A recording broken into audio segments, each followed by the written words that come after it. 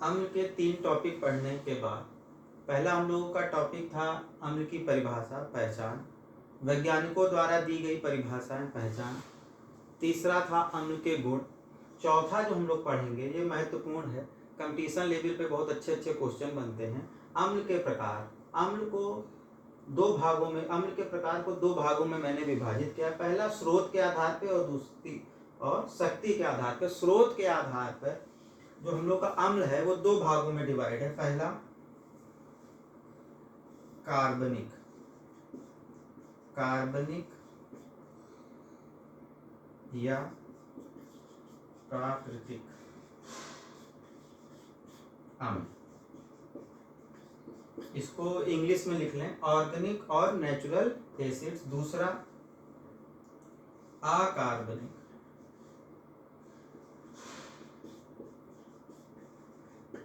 या कृत्रिम अम्ल, इसको खनिज अम्ल भी कहा जाता है, इसको खनिज अम्ल भी कहा जाता है, मिनरल एसिड भी इसको कहा जाता है, खनिज लवण। मिनरल एसिड, कार्बनिक, ऑर्गेनिक और नेचुरल एसिड्स, इनऑर्गेनिक, सिंथेटिक और आर्टिफिशियल, मैन मेड एसिड और मिनरल्स एसिड। इनको स्रोत के आधार पर बांटा गया। और जो दूसरा शक्ति के आधार पर बांटा गया वह है प्रबल अम्ल और दूसरा दुर्बल अम्ल। दूसरा दुर्बल अम्ल। इन दो अम्ल के प्रकार को दो प्रकार में बांटा गया। ये बहुत ही महत्वपूर्ण है, ये आपको इसलिए बहुत ज़्यादा जरूरी क्योंकि क्वेश्चन बहुत अच्छे अच्छे पूछ लिए जाते हैं। इससे इससे इससे इससे पहचान कराई जाती है। आप कैसे पहचानेंगे कि कौन दुर्बल है कौन सबल है। मैं कुछ एग्जाम्पल से आपको बताऊंगा। सबसे पहले आप डाल लीजिए स्रोत के आधार पे अम्ल के प्रकार। आप हेडिंग डाल लीजिए स्रोत के आधार पर अम्ल के प्रकार। हम लोग लिखेंगे स्रोत के आधार पर अम्ल के प्रकार। तो जो इसमें पहला है, तो पहला हम लोगों ने लिखा कार्बनिक या प्राकृतिक।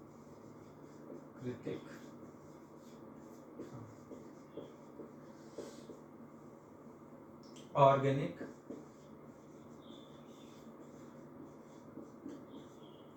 और नेचुरल एसिड। ऑर्गेनिक और प्राकृतिक। देखिए हम लोग जो रोजमर्रा के डेली हम लोग फ्रूट्स लेते हैं, फल खाते हैं, उसमें अधिकतर एसिड पाया जाता है, कार्बनिक अम्ल पाया जाता है। ये नेचुरल होता है, जैसे दूध है, दही है, अंगूर है, संतरा है, नींबू है, नारंगी है, टमाटर हैं आपके। कुछ महत्वपूर्ण हैं, यहाँ तक कि जब हमें बिच्छू डस लेता है, बिच्छू काट लेता है, आपको लाल चींटी काट लेती है, तो जो ब्लिस्टर होते हैं लाल लाल, वो भी किसी अम्लीय यौगिक के गुणों के कारण पाया जाता है। तो वो हम लोग इसको नोट करेंगे कि जो महत्वपूर्ण अम्ल हैं जो ऑर्गेनिक या नेचुरल तरीके से पाए जाते हैं उनकी एक लिस्ट है। ये बहुत ही ज़रूरी है, कंपटीशन में पूछी जाती है। तो उसको हम लोग पहले इसमें एक लाइन लिख लेंगे। इसमें हम लोग ये लाइन लिखेंगे कि ऐसे वह अम्ल जो प्राकृतिक रूप से प्राप्त किए जाते हैं, वह अम्ल जो प्राकृतिक रूप से प्राप्त किए जाते हैं, कार्बनिक या प्राकृतिक अम्ल कहे जाते हैं। और इनका स्रोत प्राकृतिक होता है। सबसे पहले इसके कुछ एग्जाम्पल लिखेंगे, उनके स्रोत क्या हैं वो लिखेंगे।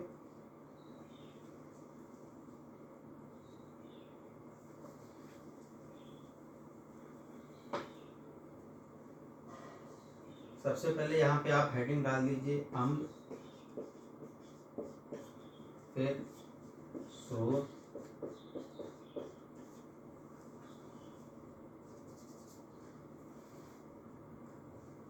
पहला सिट्रिक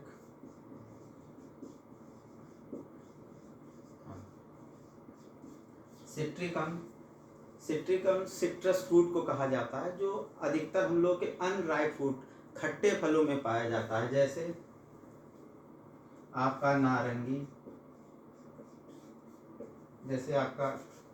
नारंगी हो गया, नींबू हो गया, नारंगी हो गया, नींबू हो गया,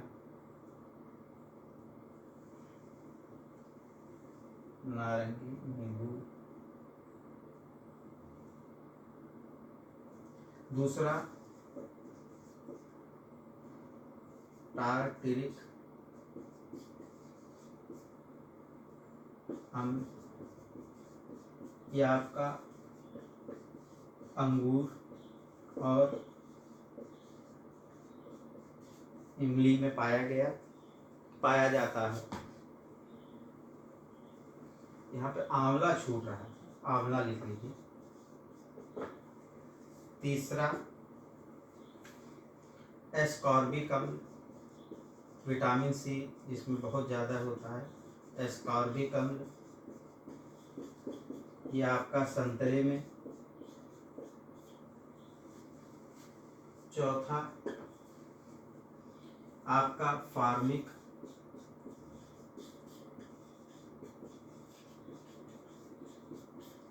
ये लाल चींटी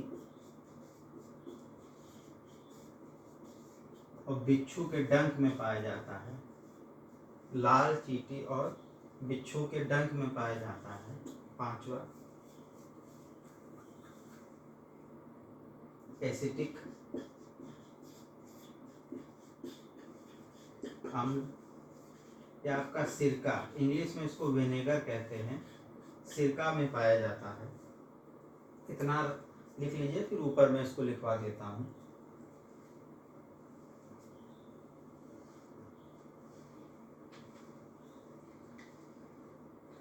सिट्रिक अम्ल नारंगी, नींबू, आंवला। टार्टरिक अम्ल, टार्टरिक एसिड अंगूर और इमली में।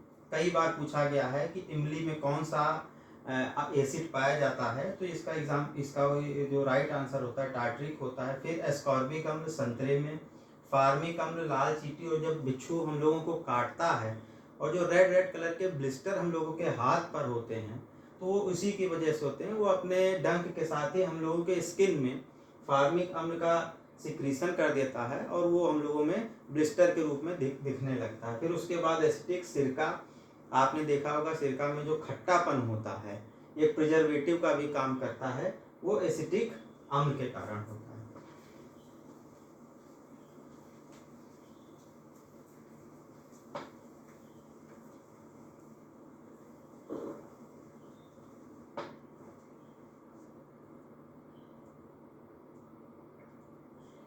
फिर लिखेंगे ऑक्जेलिक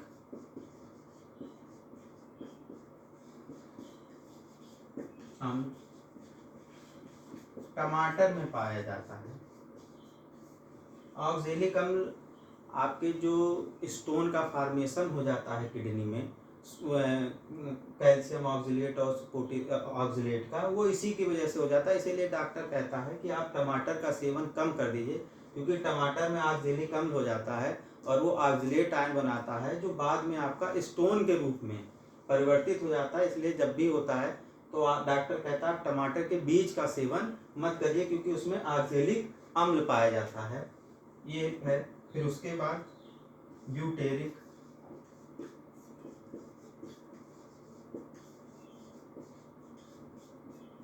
ब्यूटेरिक अम्ल आपका मक्खन में। फिर तीसरा ब्यूटेरिक के बाद मैलिक,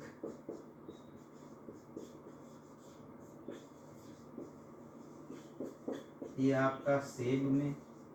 ऐसे तमाम अम्ल हैं जिनके स्रोत प्राकृतिक हैं, जो पाए जाते हैं, लेकिन जो महत्वपूर्ण है वो मैंने आपको लिखा दिया है। इनसे क्वेश्चन भी पूछे गए हैं, इनकी उपयोगिता भी है। तो जितने भी फ्रूट्स हैं, जैसे आपका बनाना में, जिस केले में भी आपका टार्टरिक पाया जाता है, तमाम ऐसे फ्रूट्स हैं, लेकिन हम लोगों को जो महत्वपूर्ण है, जो पूछा गया है, उसके बारे में ही हम लोगों को पढ़ना है, देखना है। ये हम लोगों के प्राकृतिक या ऑर्गेनिक अम्ल हैं जो पाए जाते हैं। मैं आपको बता दूं, ये जितने भी एसिड हैं जो प्राकृतिक रूप से पाए जाते हैं, जो भी हम लोगों ने लिखा सिट्रिक, टार्ट्रिक, अस्कॉर्बिक, ये सब नेचर में दुर्बल अम्ल कहलाते हैं। जब ये दुर्बल अम्ल मैं लिखाऊंगा तो आप लिख लीजिएगा। अच्छा, इसी में एक पॉइंट चाहें तो आप यहीं पर लिख लें कि जितने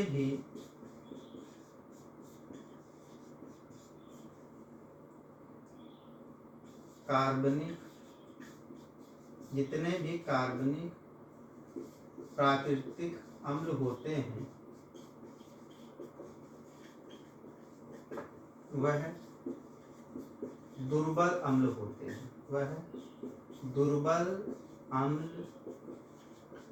होते हैं।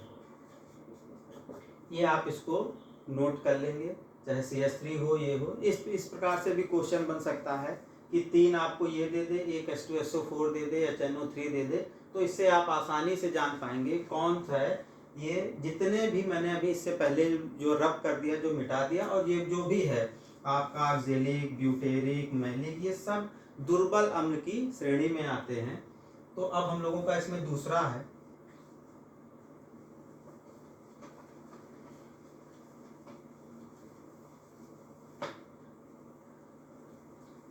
हम लोग का जो दूसरा प्रकार था अकार्बनिक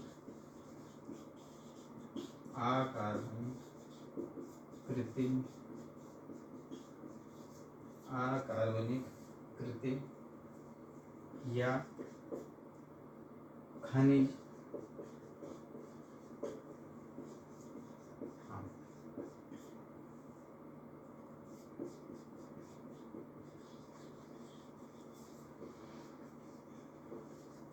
इसमें एक लाइन की परिभाषा लिख लीजिए। वह अम्ल जो कृत्रिम तरीके से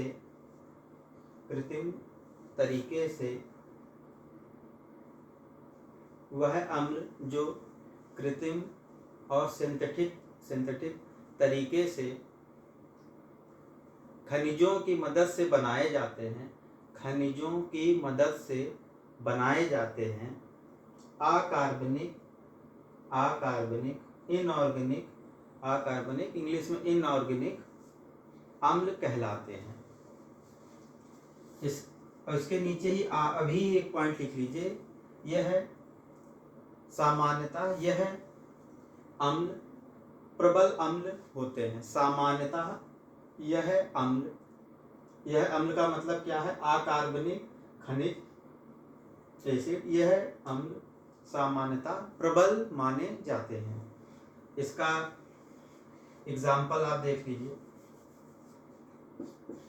HCl, H2SO4, HNO3, HBr,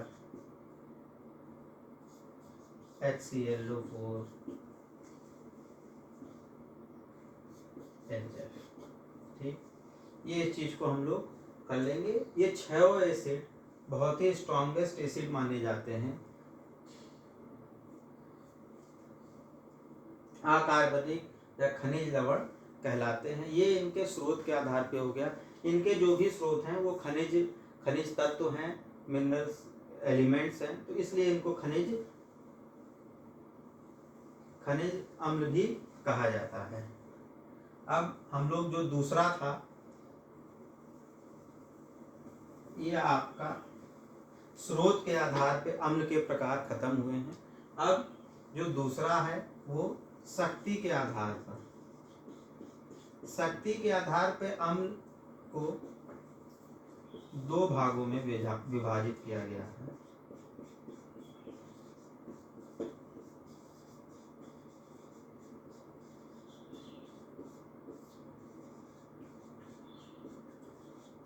पहला प्रबल अम्ल,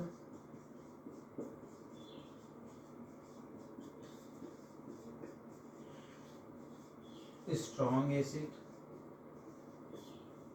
दूसरा दुर्बल अम्ल,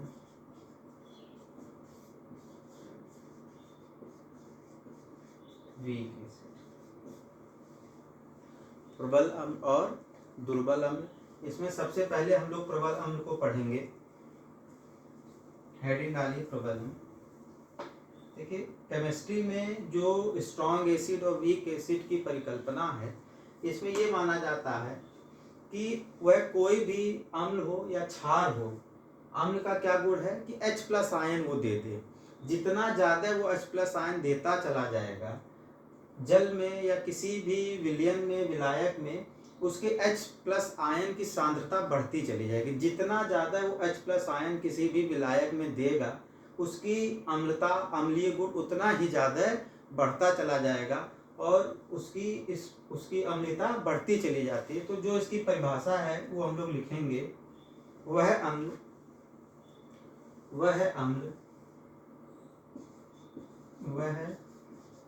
अम्ल जो किसी भी विलायक, इंग्लिश में सॉल्वेंट, में घोले जाने पर पूर्ण रूप से H+ आयन में H+ आयन देते हैं, प्रबल अम्ल कहलाते हैं। कहीं कहीं आपको ये भी लिखा मिल जाएगा, वह अम्ल जो किसी भी विलायक में घोले जाने पर पूर्ण रूप से विभाजित हो जाते हैं। पूर्ण रूप से विभाजित हो जाते हैं, वो भी परिभाषा सही है, लेकिन जो हम लोगों की एक्यूरेट परिभाषा है कि किसी भी विलायक में, किसी भी विलयन में घोले जाने पे जितना ज़्यादा H+ आयन देगा, जितना ज़्यादा H+ आयन देगा, वो उतना ही स्ट्रॉन्ग एसिड होगा, उतना ही प्रबल अम्ल होगा। ये है, इसके उदाहरण हम लोग लिख लेंगे। वही जो मैंने आपको अभी लिखाया है, HCl, HNO3, H2SO4, HClO4 आदि, ये इसके एग्जाम्पल हैं। ये सब स्ट्रॉन्गेस्ट एसिड की कैटेगरी में आते हैं। अब हम लोग हेडिंग डालेंगे दुर्बल अम्ल।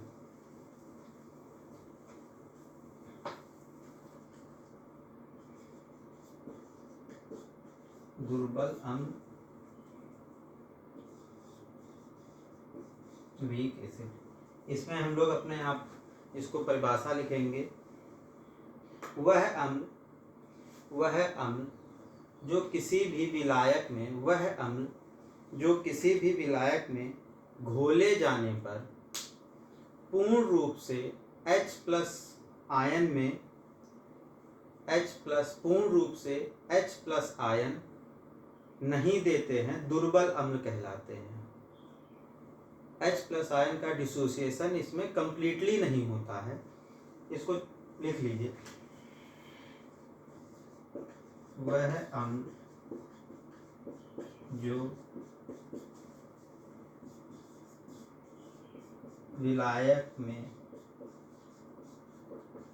घोले जाने पर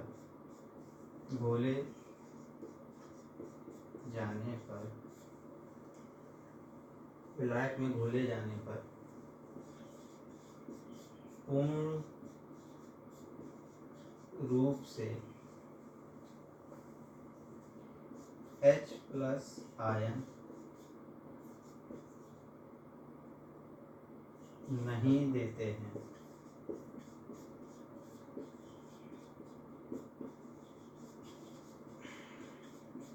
दुर्बल अम्ल कहलाते हैं।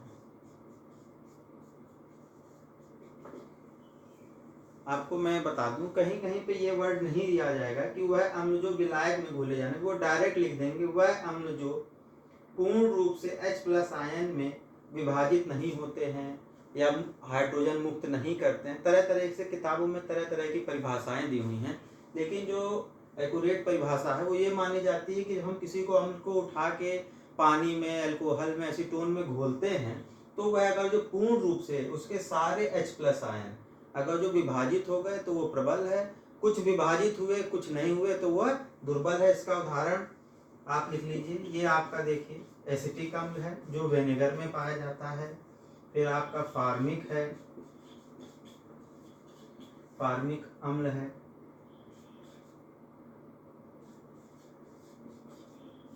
फिर टार्टरिक अम्ल है। जितना भी मैंने कार्बनिक में लिखाया था, जितना भी मैंने कार्बनिक अम्ल के उदाहरण थे, वो सारे उदाहरण दुर्बल अम्ल के हैं। ये इस प्रकार से अम्ल का प्रकार आपका खत्म होता है। इम्पॉर्टेंट था, तमाम प्रकार के क्वेश्चन होते हैं, वो मैं अभी जब ये चैप्टर अम्ल खत्म होगा तब मैं आपको बताऊंगा।